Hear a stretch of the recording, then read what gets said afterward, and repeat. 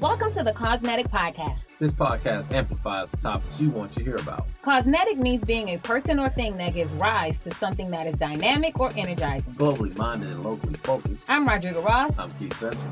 So today we're talking about the next meal and this whole idea around food insecurity. So food insecurity is defined as the state of being without reliable access to a sufficient quantity of affordable and nutritious food.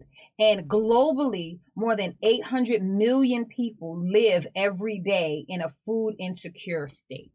And at North Texas Food Bank here in Dallas, they service about 13 counties, and they say 800,000 people across North Texas has food insecurity. So that's like 1 in 6 people. That's a lot of people right here in our local community without a reliable source of food regularly. Yeah, and people look at that as that they see maybe is that just homeless people? And that's not just homeless people. That's people who have full-time jobs, but yet they have to make that decision on, all right, am I going to maybe pass on breakfast and just eat lunch and dinner?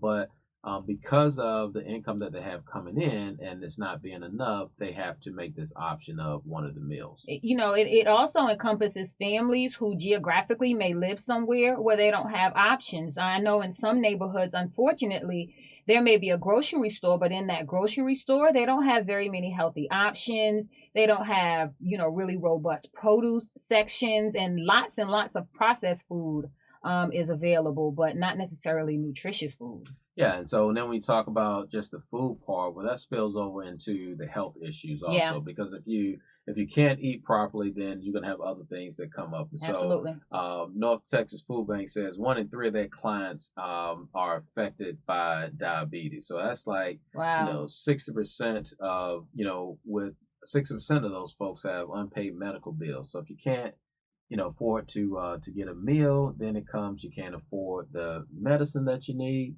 Right. And I mean, just think about when you're trying to educate or interface with young kids. I know as an adult, my attention span, my attitude, everything is way different if I'm hungry as opposed to when, I've had a nice meal or if I've eaten some food that's giving me energy and that's making me feel good and not sluggish. And so often some of these kids are going to school not having eaten, and then they have to focus in class, and then they're being reprimanded if they can't focus, if they can't sit still, if their mind is wandering. And it's not that they're trying to be disobedient, it's that they're hungry. Right. And so when they're hungry, they choose, like, I don't have a lot of money to buy this excellent meal, and so therefore they have to rely on something that's more inexpensive. Right. And most of the time that's going to be some type of junk right there. So now we're eating unhealthy food. Versus... You're buying for quantity, not quality. Right. Yeah. Exactly. Yeah. I always wondered why you could go and buy like 973,000 hot dogs for $3, but you can't get a good apple for $3.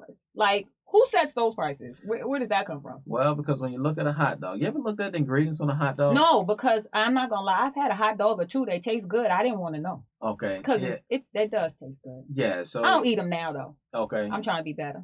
Oh well, you keep doing that. Well, thanks. That was very 2/3 of households that the North Texas Food Bank serves reports that having chosen between food or paying medical bills. Like, man, to be in a situation like, and sometimes because where I am in life, I don't have to think about that. Yeah. There have been times that we've probably gotten a little tight and not necessarily we had to miss a meal, but we do have to think about how we're going to pay it. Yeah. But, there's people that are in way worse situations than what I've ever even thought about being in, that they truly have to choose between, am I going to eat? Am I going to feed my family? Or am I going to pay this medical bill? Yeah. And, the whole idea and the concept of food insecurity, like it's a gradient scale. So you have people who are high food secure, right? They have high food security, which means they don't think about at all this idea of not having food. They just buy what they want. They buy the high quality produce. They keep their refrigerator stocked. Then you have people who are in marginal food security, right? Where every now and again, that might have been you, who every now and again, based on circumstances, you may have to give it a little bit of thought, but never does it really enter your consciousness that you won't eat, right? Right. Then you have people who are low food security, who that does dominate probably a lot of their thoughts is, what am I going to eat? Where am I going to eat? How am I going to make ends meet? And then, unfortunately, you have people who are very low food security who will absolutely miss multiple meals a day, maybe go days without some kind of nutritious food intake. They have disrupted eating patterns, and they're just in this constant state of hunger. Yeah, and they say 1 in 5 kids in North Texas is food insecure. Wow, Almost that's a lot of 300, kids. almost 300,000 kids. So it stands to me that on any given day, just about anybody can run across a kid that's food insecure. And how would you know, right? Like, how would you know? Right. So one of the things when we talk about, the YMCA and some of our programs that we offer, I think about at Lake West Y, where we serve hot meals to kids and after school. Yeah. And so kids who are just passing through the neighborhood, they know that they can stop at a place like the YMCA and have a hot meal. I know at some of our other YMCAs, we work with organizations to give families groceries. So once a month, they can come by and they can pick up bags of fresh produce and fresh groceries. And at least they know they have that coming into the household. One of the exciting things like during the summertime is not just the YMCA, but many nonprofit organizations across the country. They have food programs for breakfast and lunch and provide a nutritious snack for the kids in the afternoon. Yeah. That kids, and you don't even have to be in the program, but they can just come up to these facilities and they can be, they can have a meal. Nice. And I can appreciate that, when organizations like the YMCA and other organizations are doing programs and they're interfacing with kids, that they're giving some really strategic thought to, let's make sure that these kids have gotten something to eat and it's not just an afterthought. Yeah, one of the unique programs that we started during the summertime, we call it Lunch and Splash. And so with the Lunch and Splash program, not only did they were able to come up and get a meal, but also to come in and take a dip in the pool, to cool off, to have some fun, because oftentimes, if that's that young person who needs that meal, they probably need some other activity to go along with that. And that was just, one small way that we wanted to bring some joy and some enjoyment to the kids. You know what you should do? What's that? So while they're in the pool, you should have waiters that kind of like go up to them and take their orders, and then maybe a swim up bar, and then all of these cute little fruity, drinks and beverages, and oh wow, that would be maybe a DJ on the, too much? No, not too much. I mean, but because these kids probably don't get to experience things such as that. That would be so cute. What a creative way to be able to service the kids and give them an experience that they probably never have seen before. Peanut butter and jelly in the pool. Peanut butter jelly in the pool. Peanut butter jelly in the pool. I like it. That sounds like a thing. Peanut butter jelly in the pool. Peanut butter jelly in the pool. In the pool. Peanut butter jelly in the pool. I'm going to steal it. I'm doing it. Okay. I'm going to act like it was my original thought, too. Yep. But these families that we're working with, man, when you think about the income levels, less than $30,000. That's 95% of the households that North Texas Food Bank serve, less than $30,000. That's... it really is incredible to think, you're trying to pay for your cost of living, your rent, your utilities, medical bills, and buy food for a family with only $30,000. Yeah. Well, there's a lot of solutions that people are coming up with to be able to serve young people because they know that this food insecure issue is huge throughout the community. One of the programs out there is called Food for Kids. This is where elementary school children who are on free or reduced lunch, they are able to get meals to be able to take home on the weekends. You had mentioned some programs that you guys do. We used to work with an organization called Bridal Bites. Oh yeah. Whereby we would have the kids in our program package the food up. Yep. People from the community would come up, and then they have fresh produce to fruits and vegetables to be able to go home for the weekend. And then there are other programs like SNAP assistance where people, get assistance and they get monetary help to help buy food.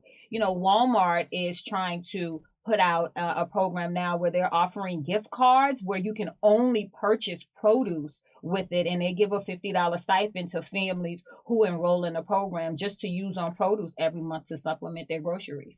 Schools are taking a role in this too. I mean, a lot of school systems are providing breakfast in the morning time so the kids can have that fresh start. Yeah. Also, they're doing school pantry programs too. And I know in 2017-18, over 500,000 pounds of food was brought to the school pantry program. And you also have backpack programs where kids are allowed to take backpacks home over the weekend filled with all kinds of snacks and food for them to eat when they're not in school. And I know in our Alabama Y, they have a mobile bus that drives around the communities, the YMCA in Alabama, that drives around the communities in the summer just to hand out brown bag lunches.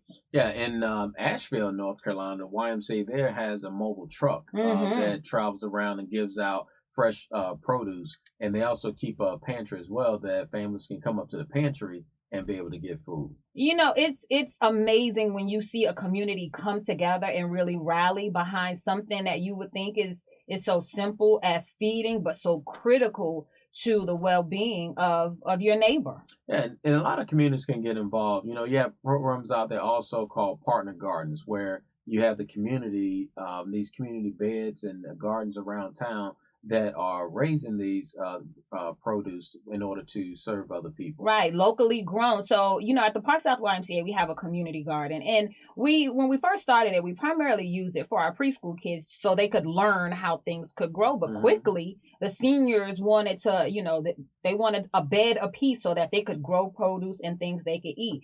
And this summer was the first time we really produced lots of vegetables, squash and strawberries.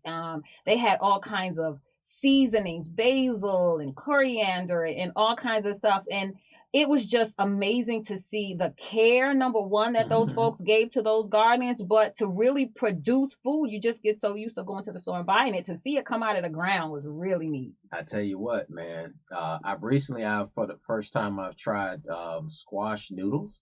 Squash noodles? Yeah. Like you squash the noodles? No. You take them through the thing that you turn. I forgot the name of that kitchen utensil. I don't know. But then it comes out like noodles.